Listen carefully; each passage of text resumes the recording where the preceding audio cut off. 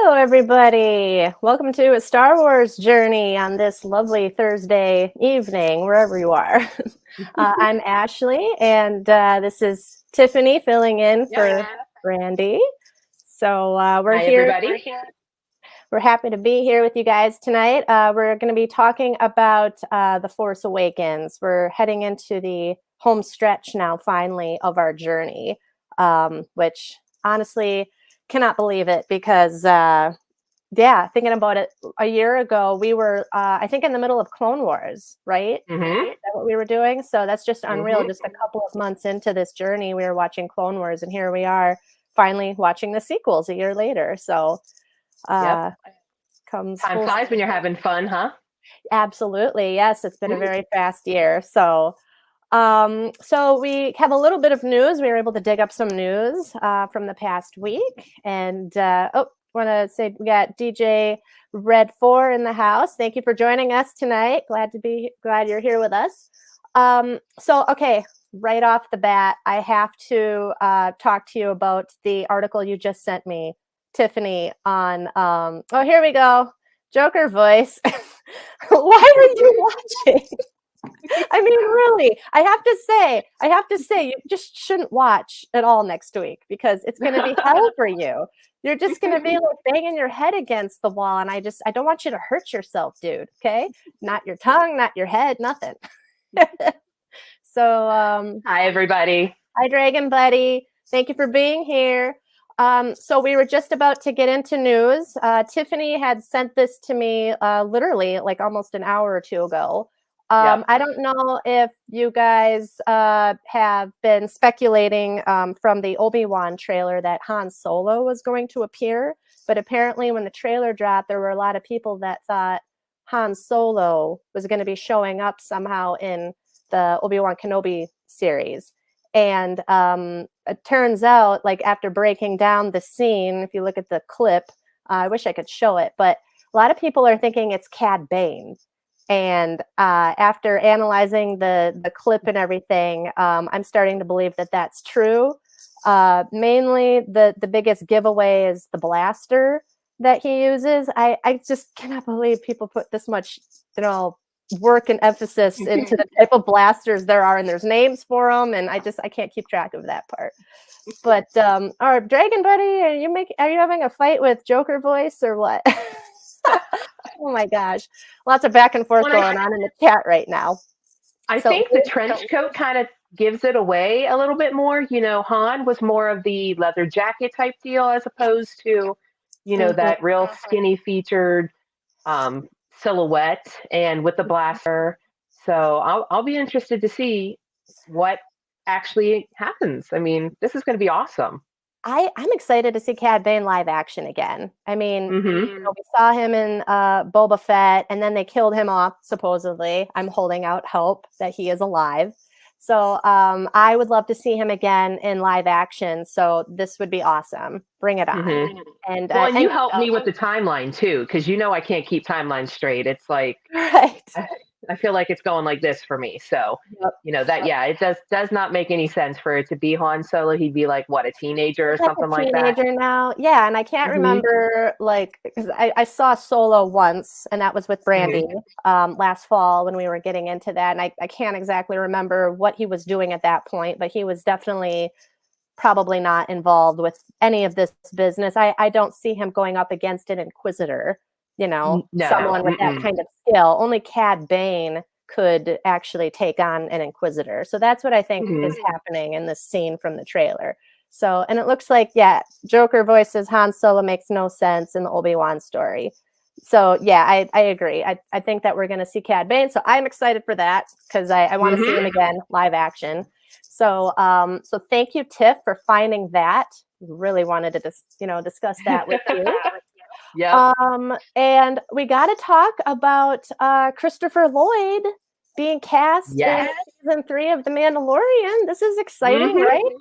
That was huge. That was huge. I loved him in Back to the Future and all the other films. Definitely is a trend, I guess, with Favreau and Filoni picking actors from their favorite 80s movies, which, I mean, I love that. So, so he is being cast as a guest actor. He's going to be a guest actor for it. So I'm assuming we're only going to get probably one episode with him, which I'll take it. I mean, I'll take anything that I can get. It's gonna be a really good episode. So I'm excited for that. So let's see. I don't think we talked about this last week, but there were some new set photos that were released for Mandalorian season 3. And we're going to see a return of one of the other Mandalorians. You might remember from, is it the Heiress episode where we meet Bo-Katan? And you've got the female Mandalorian, forgot her name, and then the male one. And that's the guy's coming back. So Axe Wolves is his name, apparently. So he's going to be appearing alongside Bo-Katan, which, I don't think any of this stuff surprises us. We're definitely going to see a lot more Mandalorians next season. Which will be great. I'm sure we will be. Yep. Yes. So, yeah, that's going to be exciting. I'm looking forward to that. And, I don't know if anybody watching lives in the Anaheim area, but I saw this and wanted to shout it out, that Anthony Daniels, Ian McDermott, and Ashley Eckstein have been announced as guests for the Star Wars celebration in Anaheim, California. They're still selling tickets to that. It's going to be the end of May during the premiere of Kenobi. So anyone in the area, you should go check it out. If I lived closer to California, I would totally be there for that. And this was something cool. I could see if Brandy was with us, she'd probably bring this up. But there's a new reference book that's coming out called Star Wars Exploring Tatooine, which will visually explore the planet's storied history, which I think would be really cool, because there's so much about Tatooine that I still don't know about, even after all the movies and even after Boba Fett. So that's going to be really cool. It's being published by Insight Editions, written by Riley Silverman. So it's going to be full of illustrations by Studio Muti. I hope I'm pronouncing that right. Just again, offering fans a new look at all the iconic locations and characters of Tatooine. Accompanying the art are descriptions of what characters are doing on that part of the planet throughout varying points of Star Wars history. So I probably am going to get that just as a great reference. So I think it'll be nice. Although I can hear in the back of my head, sand, just more sand. Why so much sand? Right? Exactly. I hate sand. Sorry, I couldn't resist. You said it. I had to say it. Couldn't help. Right? No, I couldn't. Okay, and then Twitter news. Do you want to share the Twitter news about Mark Hamill? I don't know if everybody's seen, but Mark used to go as at Hamill himself, and it was because someone had already claimed his name. So after 10 years, Twitter finally took back Mark Hamill because it wasn't the person's actual name. And now when you go to look on Twitter, you'll be looking for at Mark Hamill on Twitter. He is verified and everything. So That is the one and only. That's right. Well, very cool. I'm definitely gonna do that. That's awesome. That's so weird that somebody else claimed his name for all these years. Nothing surprises me anymore, though. You know what I mean? Nothing surprises me. I agree. All right. Thanks you to everybody joining us now in the chat. We got Nicole Marie and Luna Girl, as always. Thank you for being here with us. We just finished up all of the news, and we are ready to talk about The Force Awakens. So this is the first of the trilogy that we're going to be finishing up on. So I don't know where to begin. The only thing that I can remember the first time that I saw this in theaters was how in awe I was of that first opening scene, seeing the flashes of the stormtroopers in the transport on their way to Jakku, it was Jakku. So that I just thought, oh my gosh, this is so cool. I was getting all pumped up for it. And I have to make a note too. I watched this last night with my son, and he wore his entire stormtrooper costume throughout the whole film. He is in love with Stormtroopers. Like, I have to redo his bedroom this summer, and he wants all Stormtrooper stuff. So, Oh, he's so adorable. I love him. thank you. Yeah, I like him sometimes. Sorry. No, I really do love him. It's just before the show, he had a tantrum because he broke his bow and arrow and had a fit. So had to remedy that before the show. So, Oh, hashtag yep. mom life. Joys of parenting. Right? Exactly. Yep. But yeah, I was excited for this film. It had been so long since we had Mhm. another, Star Wars movie come out. So this was exciting. And I love that opening scene. I really loved Poe Dameron from the very beginning. I always did like his character, and of course fell in love with his droid BB-8. I knew I had to have it. And it's funny because now going back and rewatching it after we've watched the Clone Wars and Rebels and everything like that, to me, BB-8 is kind of like a mixture between Chopper and R2-D2 for me. You know what I mean? He's kind of got both of a little bit of their personalities in him. You know what I mean? It was hysterical to go back and watch it and go, okay, I can see a little bit of Chopper in there, like when he's shocking Finn when he Yes. realizes that he took Poe's jacket and what happened to Poe. So, but I did not see it in theaters. I actually didn't see it until the next movie came out. Then I went back and watched that before I watched. Oh, that's right. Because not to get on a tangent with the whole shipping thing, because it's going to be heavy next episode. Just warning, Joker boy. Me and Brandy got you into this. Yes, right? you did. Okay. Don't get me wrong. I'd seen all the originals. I'd seen the sequels, but I did not watch the Clone Wars when they originally came out. I didn't watch a whole lot of it. It was just basically the movies themselves. So I didn't watch this right when it came out. Right. But I have to be honest, watching it the first time and seeing that scroll go up and reading it through, that really took me back to the originals and everything like that. That was a big place for me. So Same. Well, same here. I mean, I think both Brandy and we had not seen this series or anything like the Clone Wars or any of that. I had just myself strictly seen the films. So the only difference was I did see this in the theaters. We have a group of friends, actually. We made it a tradition to go see a Star Wars movie on Christmas Day. And so I think it started with this film. So that was how we spent our Christmas Day back in, when did this come out? Like 2017, 2018 or something. Somewhere. It's been so long ago, yeah. Right. But yeah, so I just remember being so excited seeing it in the theaters. Like, I don't know, you got to see a Star Wars movie in the theaters. For me, I like a big screen and I like the big sound, the bigger the better. I can't stand watching something on a small screen, but I'm 2015 Force of the Light Entertainment came through with the year that it came out. Thank you for 2015. Oh my, that's right. My son was born just a couple months before that. I remember that very clearly now. Thank you, Force of Light. Thank you. So yeah. Well, thanks for sharing. I wanted to hear like your experience watching it for the first time, and now I remember Brandy and I got you into this. You did. You got me into it. Very good. But did you see The Last Jedi in theaters? I did go see. So I watched the first one. I forget. I think it was on Netflix at that time. I think it was like the DVD of the Netflix. Oh, okay. I was old. So, and then yes, I did go see The Last Jedi in the movie theater. So awesome. Definitely enjoyed that. Very cool. Yeah, because again, you got to see that in the theaters. But so, what was your first impression meeting Kylo Ren for the first time? You know me for a villain. I love a good villain.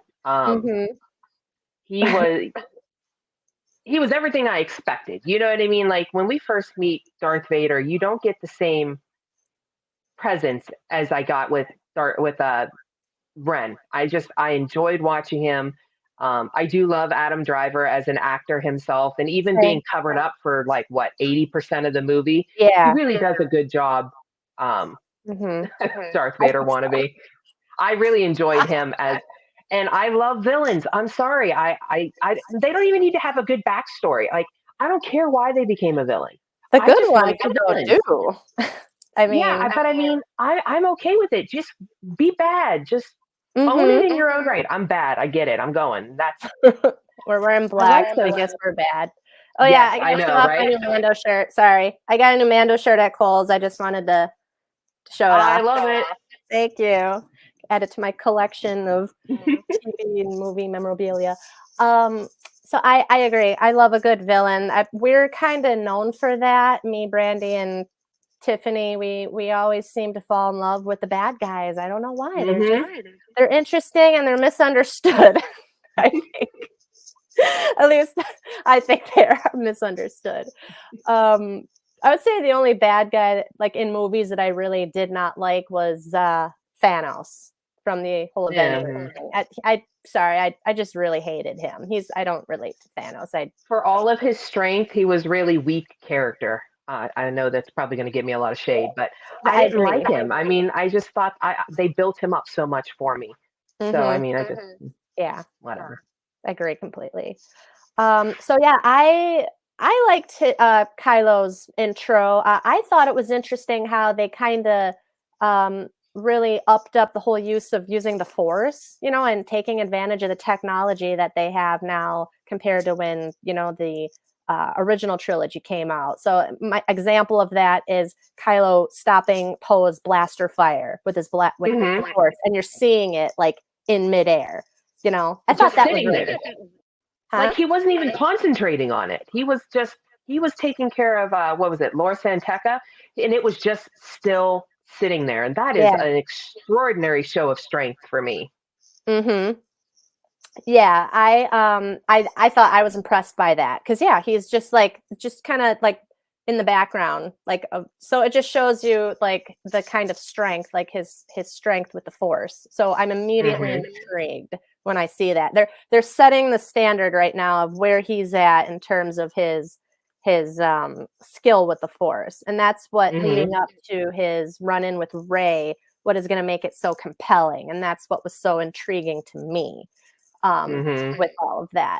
So we're getting lots of love in the chat. I think you might have noticed, except for Joker voice, except for this. What? Yes, you heard us. We like bad guys. Sorry. Yes, Luna girl, I am Team Darkseid. That is no Team question about it. Yes, we are. Yes, we Yep. are. Nicole Marie, no shade. Thank you. Thank you very much. So yeah, and I love the whole Poe's humor. So who talks first? Do you talk first or I talk first? Like I always love like the little sprinkles of Poe's humor in this. What was your opinion of Finn when you first met him? Yeah. Okay. Just reading your face here. So I think that Finn had the potential to be an amazing character. Amazing character. I just think like Kelly Marie Tran in the next movie, that her character did not get the writing she deserved or what Finn deserved. I'm sorry. He spent 90% of this movie running around yelling. Yes. That sounds like my parenting style. That's what I do. Yeah, same. Yep. I mean, at this point, that was the whole thing. All you do is you run around and yell, and yeah, and that's not on him. That's not on the actor. That's how he was written. Yep. I agree. It seemed like they built up his character, but it just fell flat for me too. I really wanted to like Finn. I actually only found Finn tolerable whenever he was with Poe. I really liked Finn and Poe's dynamic, their friendship. That was the only time, to be honest, I've ever really been interested in Finn. I mean, when I'll ship, Finn and Poe before I ship Finn and Rey, because I know that they were pushing the Finn and Rey thing, and that's just, I don't know, it seemed too forced, and I look at that more as a friendship, but I really did enjoy Poe and Finn's friendship. That was kind of reminds me of like Harry and Hermione's relationship in Harry Potter. They're, what I mean? They're kindred spirits type deal. Oh, hi, Brandy. Hi, Brandy! Yay! Brandy got mixed up with the time zone last week, so she came in really late. But Brandy, so glad you're here because when we get to talking about Han and Leia, I'm going to want you to share your perspective because we actually kind of diverted a little bit with that, and normally we're always, one-on-one with that. So, anyways, where were we going? So we talked about Finn, Phasma. We both love Gwendolyn Christie as. We I love her Brienne of Tarth from Game of Thrones. I love her in this. Wish could see more of her. So one of the things, like I don't know, I kind of overlooked this. Didn't even really notice it several times. The first few times I watched this was a lot of the plot holes. There are so many, it seems, in this film. Like when Poe and Finn escape back onto Jakku and their ship crashes. Did we ever find out how Poe escaped that? Like all he said is, "Oh, I got thrown from the plane, the TIE fighter, and when I woke up, it was dark and you were gone and the plane was gone." Well, yeah, the plane got sucked into quicksand and Poe just took off, for parts unknown. But right. How did he get thrown out of his jacket? Did I miss that part? Yes, exactly. I'm completely confused. Yeah. Okay. I was wondering if maybe you caught it because Brandy didn't catch it. I didn't catch it. It's like he just disappeared, Mm-hmm. So I get annoyed with stuff like that, little plot holes that don't get resolved. But it is what it is, General Hux, what was your opinion of him when you first met him? Oh, he was so angry all the time. He is.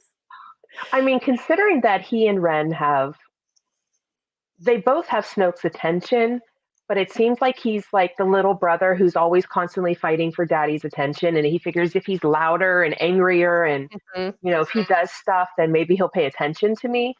But that's a good analysis, actually. I didn't look at it that way.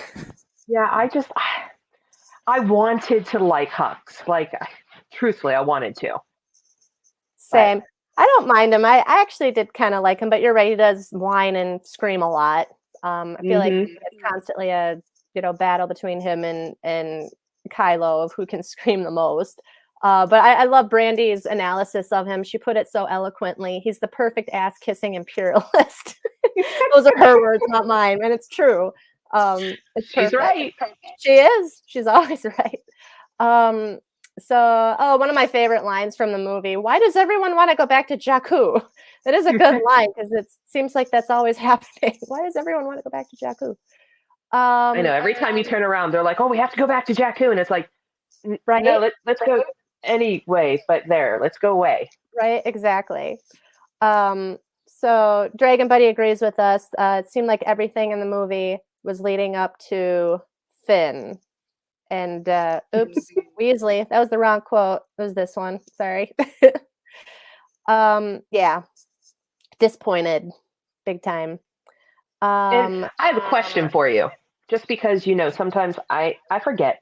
But Lor Santeca, besides the fact that was he ever in anything else again, or was he just created for this movie specifically? Which one are we talking about now? Sorry. The old guy at the beginning. Lor Santeca. Oh, yeah. Was he in anything else? No, I had never seen him before, unless someone in the comments can correct me, but I had never seen his character before. So we just bring a character in, don't give him a name, and then kill him off really quick? I know. I mean, I love Max von Sydow so much that I wish that they could have somehow kept him around for more than 60 seconds. That would have been nice. Yeah. Oh, he was in the comics. Okay. Okay. Read the comics. Well, serves me right for never having read the comics. I know. I'm working my way through everything. Okay. There's only so many hours in a day. Right. This is true. But thank you for that. Okay. Obviously we all lost our shit when we saw Han and Chewie, right? I mean, that was like the best part of the film by far, besides seeing the Millennium Falcon. I screamed in the theater when I saw the Millennium Falcon. That's garbage. Yeah, I did like that. The garbage will do. That was a good line. I don't know. That was good. I liked it. And let's see. I'm eternally sad that we never got a Han and Luke reunion because when Rey mentioned Luke, Han just stops in his tracks, Mm-hmm. like, just like Leia. I mean, they have such a long history together that we never got that reunion. So that broke my heart forever. But I did appreciate Han's little speech about the Force, and how it's all true, it's all real. That means a lot coming from him, who used to be like the eternal skeptic and cynic. So I love that personally. Yeah, I like seeing him, and short of having like the backlight as they were entering, that I don't think their entrance could have been any better. I love to see them back in the Millennium Falcon, and it was funny to watch Rey, your Han Solo, and when she says, "Who did the Kessel Run in 14 parsecs?" 12, right? That was great. I did like that. He had to correct her. Of course he did. Dragon Buddy, yes. Chewie, we're home. Yes. Luna Girl, she agrees. Yes. That was, I think, the best line of the whole damn movie. Big time. So, yeah, that was funny. That was a good part. I forgot to mention that about the Kessel Run. I would have liked a little bit more information on how Han just lost the Falcon. Like, yeah, that's a good point, because he was like surprised over it. And ended up there. Yeah, so I mean, I would have loved to get a little bit more detail. Did he lose it playing some type of game? Did somebody steal it? Because I don't even know who Duquesne is. Like, who's Duquesne? Yeah, that's a good point. Oh, hi, Alan. Thanks for joining us tonight. Glad you could make it. Yeah, so I agree. I wish that, again, another plot hole that, Abrams just conveniently likes to forget and hope that we forget too. I am never forgetting what you did, Abrams. So I loved Han and Rey's relationship. I would have just loved to have seen that blossom more. You could just tell that she was craving a father figure in her life. And here she finds out that this is the real Han Solo, like all the stories that she's heard as a child are true. And so I just wish we could have seen more of that develop beyond one movie. That's a good point, Joker Voice. How Rey has never flown the Falcon and does it all by herself. Yeah, I know. That is a good point. Very convenient that she is such a great pilot, having been like a scavenger her whole life. Like, where did she learn to fly? So yes. I mean, all the repairs, I get it. I get that. All the repairs, all the working on the ship, that I can see. But learning to fly, that takes years, So yes, I agree. So Brandy and this Joker Voice is going to lose his shit when I start talking about this. So just warning, Joker Voice. So Brandy and I really sympathized and felt bad for Kylo in the beginning.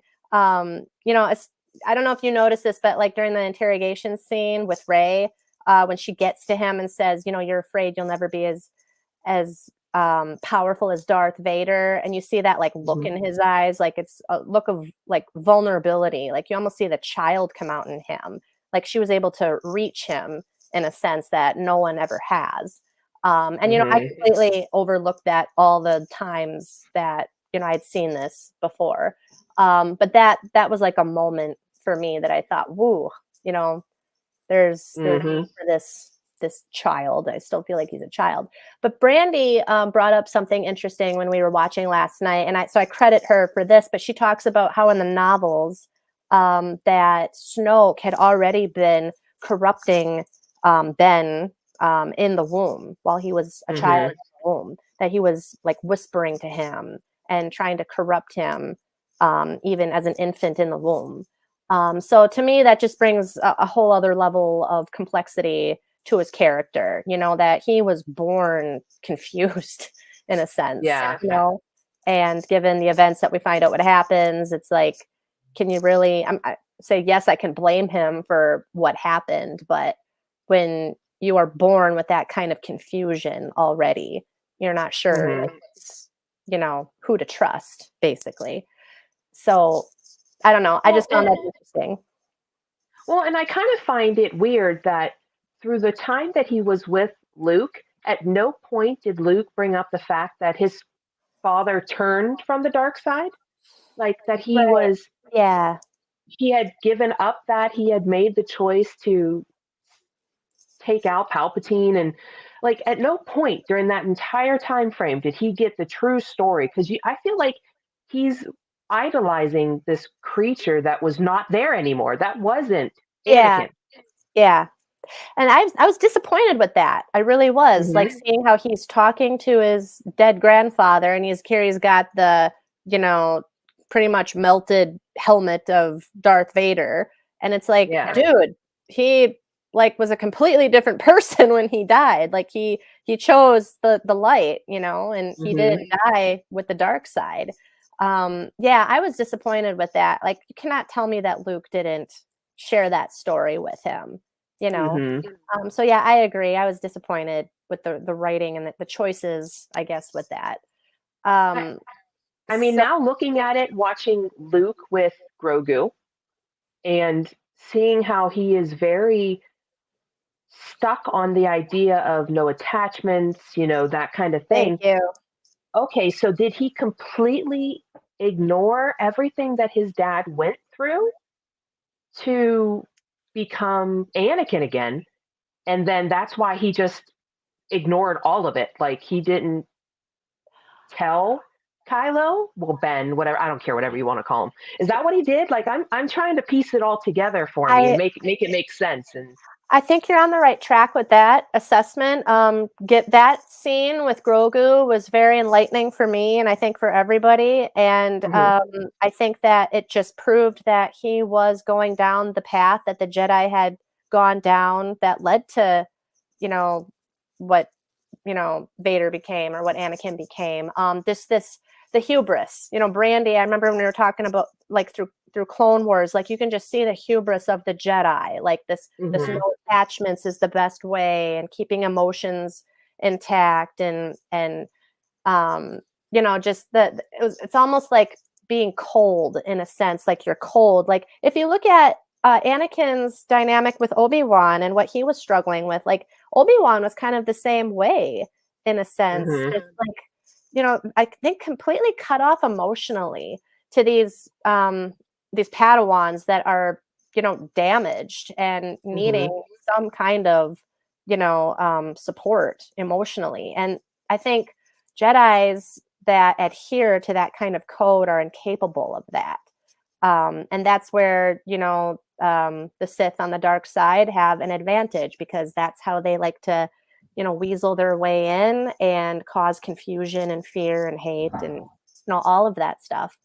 So yeah, I think Luke was repeating the mistakes of the Jedi past, and look where it led him, Yeah. pretty much the same result. Yeah, I kind of feel too that Star Wars has got this horrible repeating pattern about parents. Like, Rey's parents, and seeing baby Finn on the screen. Again, I'm not crazy about Finn, but that's a whole nother, that's because of the writing. But seeing him, he was taken as a baby. And then, now we have Ben, Kylo, being given to Luke to help train. And I'm guessing, I think that was about 8 or 10, when he was still very young. Yes. So, when you think about all the times, especially with Han and Leia separating, the whole parent dynamic, it's not there. There's nothing for them. It's all, they're growing up by themselves. Yes. So I think that's a recipe for disaster. Yeah, you're absolutely right. I think it's a recipe for disaster. And yeah, it just makes me glad that Grogu chose, made his decision, because I just think any child at that age, they have to be with their parents. There's, that's important part of upbringing, that nurture aspect. So yeah, and I just think the old ways, robbing a child of that, I just think you're setting yourself up for disaster in the long run. So I was super pissed that we never got to find out how Maz got Luke's lightsaber. Yes. Like, what the hell is that doing there? Like, how did you find that? And there she promises it's going to be a story for another time. Well, we never got to hear the damn story. So again, another plot hole from Abram. Thank you very much. Yeah, at no point she's friends with Han. She loves Chewie. I mean, where's her boyfriend at? So I mean, like, you're telling me that at all the time that Leia, and all of a sudden Rey just mysteriously stumbles on it. Come on, you got to at least tell us how it got there. Mm-hmm. Yeah, I agree. I just felt so robbed completely. So I gotta admit, seeing Kylo and Rey meet and the whole bridal carry scene, I squealed. Sorry, it's true. Nope. I admit though, when I first saw this film in the first time, and leading up to The Last Jedi, I did not ship them. I didn't see it. I didn't see the potential. And normally I'm pretty sensitive to that stuff, but I didn't see it the first time around. It really wasn't The Last Jedi that did it for me. Brandy shipped it from the beginning. So yeah. And then I just came in like a wrecking ball. It was you came in and we pulled you in. We're like, Tiffany, we can't do this. Just the two of us. We need you. It's just so fun. Dragon. That was like. Oh, go ahead. Sorry. Oh, sorry. This Joker voice is losing his mind, dude. How are you gonna get through next week? I mean, you just shouldn't. Look at him. No shipping, dude. Do you have any idea how many ships there are with this trilogy alone? I had no idea. There's a ship for Kylo and General Hux. There's a ship, obviously, Reylo. There's a ship for Poe and Finn is a ship. Then you got Poe and Rey. So I mean, there are just so many ships, dude. I mean, I don't like all those ships either, but when it comes to shipping, it's just do what makes you happy, and leave it at that. So I forget what the hell we were talking about. He entertains me.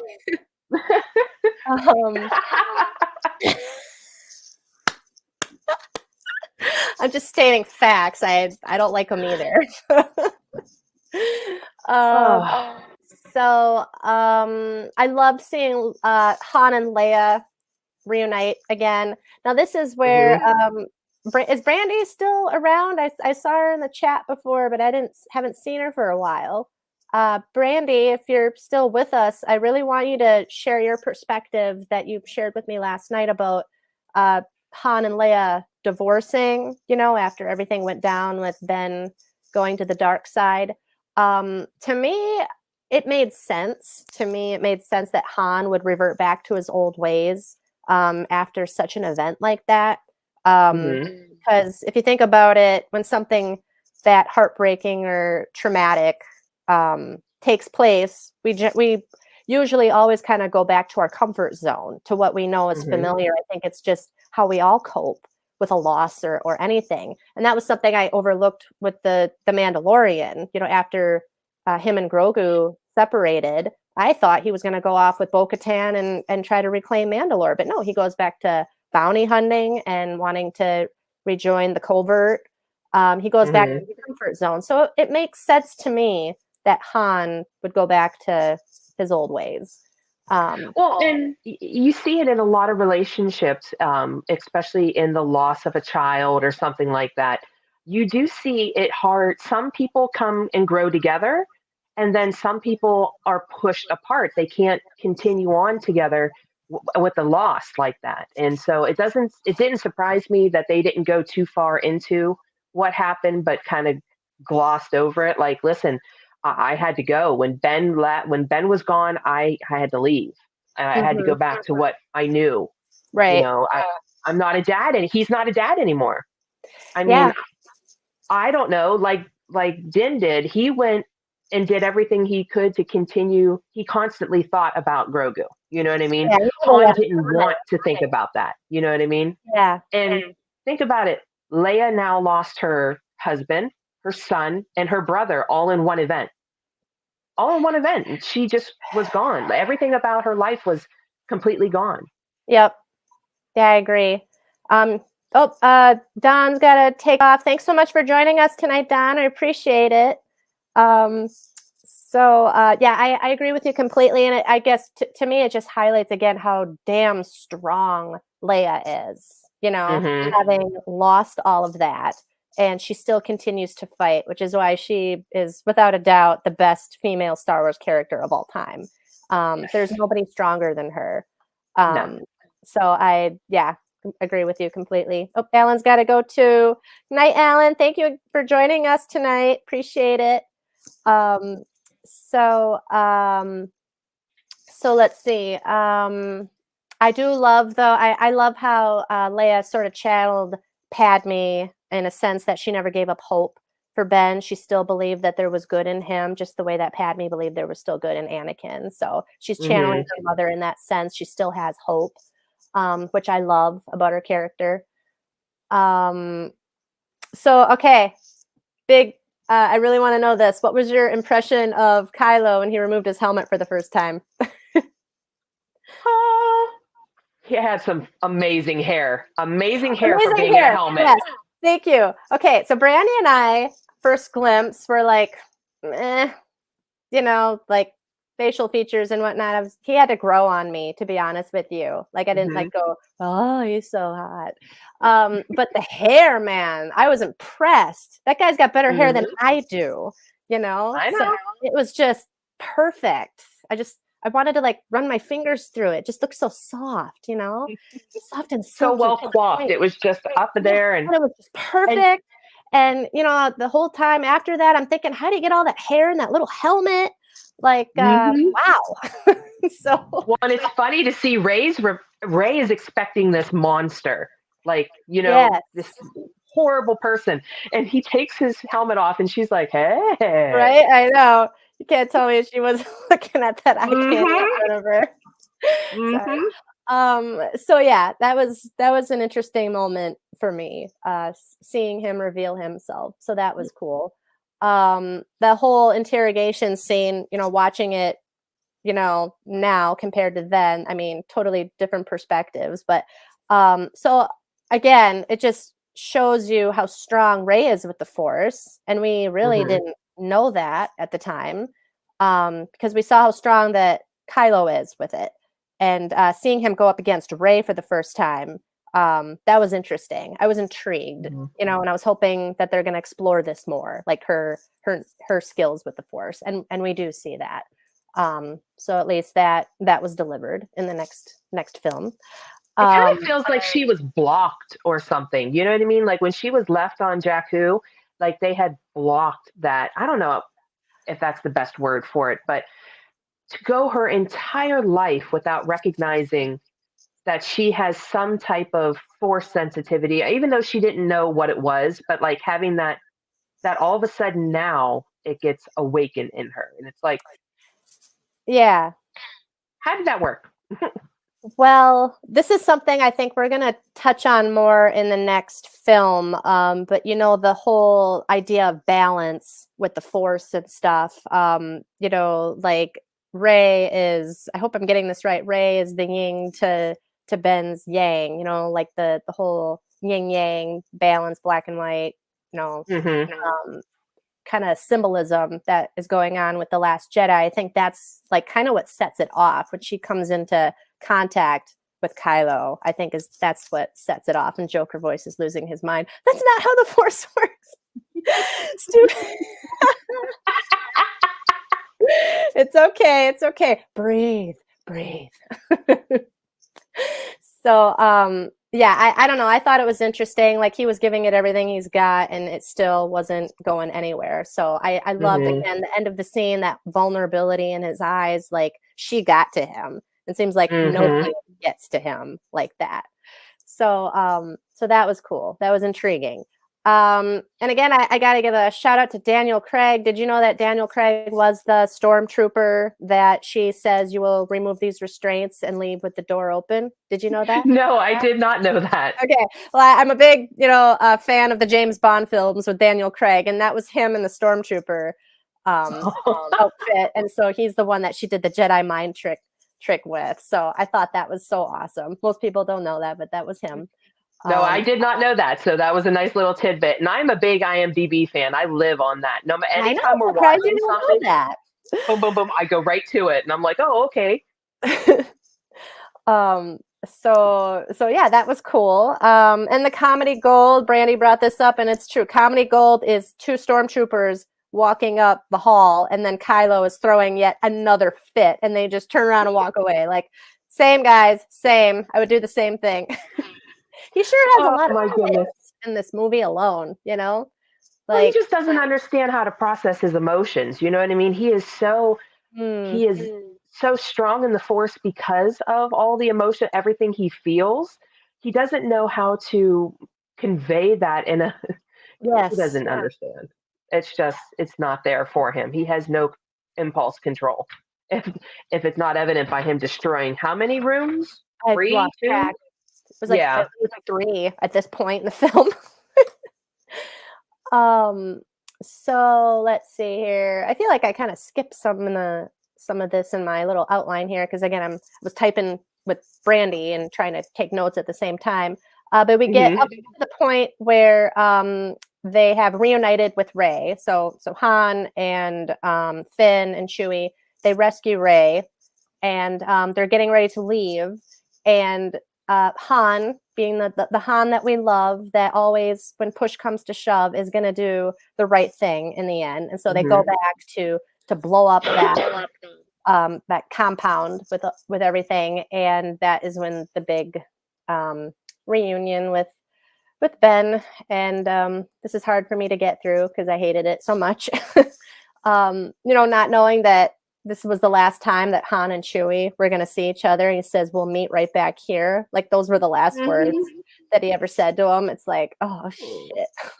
It was hard watching this, knowing what was going to happen. Well, and this would be his first time seeing Ben the since the whole situation with Luke in the Jedi Temple, right? So Mhm. this is his first time seeing his son, not only just a grown son now, you know what I mean? He's Yeah. missed so much of his life. Yep. Oh, I know. And it was heartbreaking because like he calls out to him, and Ben Kylo is so like stone cold, like Han Solo. Like he's not speaking to him as a son to a father. He's speaking to him as, a stranger, which is what they are at this hmm. point, strangers. So that was hard, and Han gave it everything that he had. You don't normally see Han get sentimental, like, ever. Hmm. Like, it's hard enough with him to get sentimental with Leia. Like, what does he respond when she says, "I love you"? I know. Hmm. But with I Ben, think this was really for Leia, though. I mean, he really wanted Ben back for her. oh I yeah, mean, he loves her. He'll never, say it out loud, but he loves her more than he can verbalize.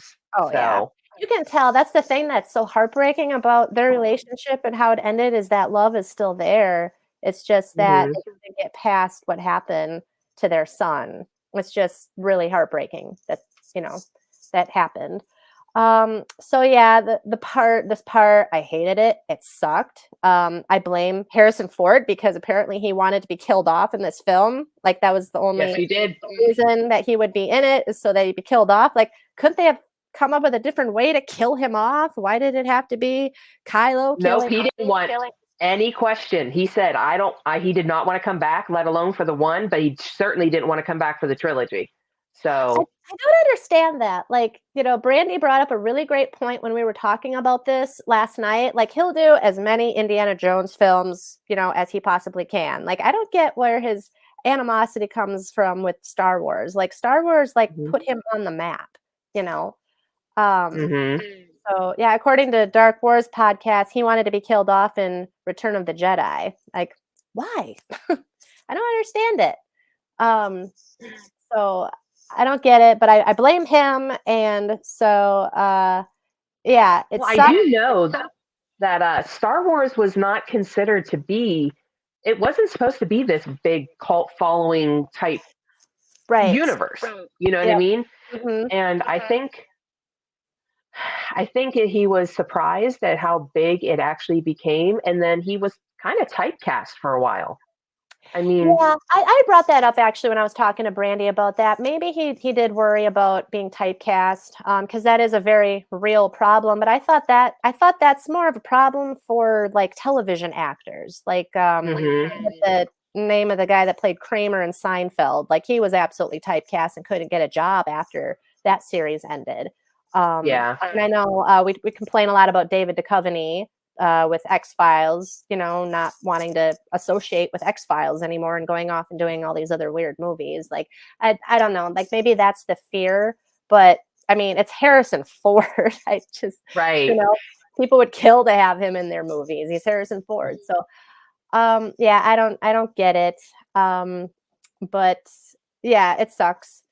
And so Brandy mentioned this, and it's so true. That shot of Chewie getting a shot off on Kylo, that was awesome.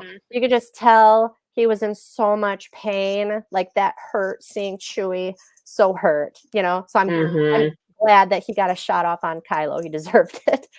He did. He did. Absolutely. I mean, I'm not. Have you seen all the conversations about, did Han actually light the lightsaber himself? No, Okay. I didn't see that. So there's been a lot of conversations. I think I followed one of the things on my timeline on Twitter, is that there needed to be a catalyst. He was so torn between the dark and the light side.